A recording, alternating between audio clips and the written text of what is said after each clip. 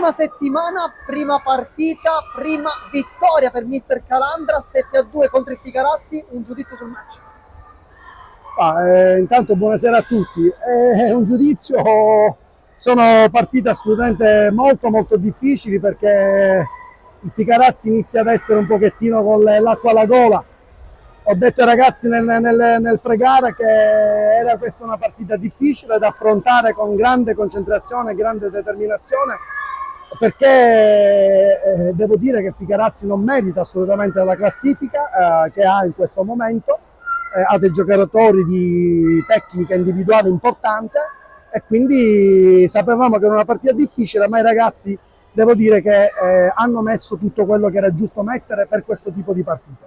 È facile parlare di La Rosa, amici, noi ci soffermiamo su Virruso, un assist e tante parate, quanto è importante avere un uomo così dalla propria parte?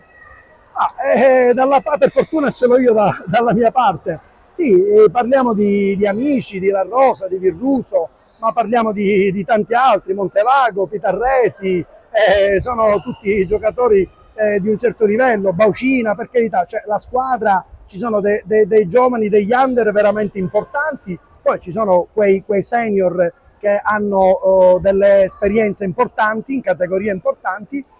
Noi ci siamo conosciuti in questa settimana, abbiamo fatto 2 allenamenti, però devo dire che i ragazzi si sono messi a grande diciamo, a disposizione del sottoscritto e ripeto, avere Virruso in porta che ogni tanto ha queste situazioni sicuramente fa piacere. Adesso invece diamo uno sguardo al calendario perché il prossimo match è fondamentale per gli obiettivi di entrambe le formazioni.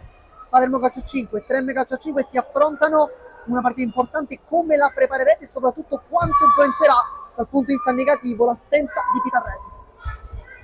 L'assenza di Pitarresi è importante perché Totò l'ho trovato bene fisicamente, è molto motivato, l'ha dimostrato in campo e quindi per noi è una perdita, una pedina importante e mi dispiace non averlo.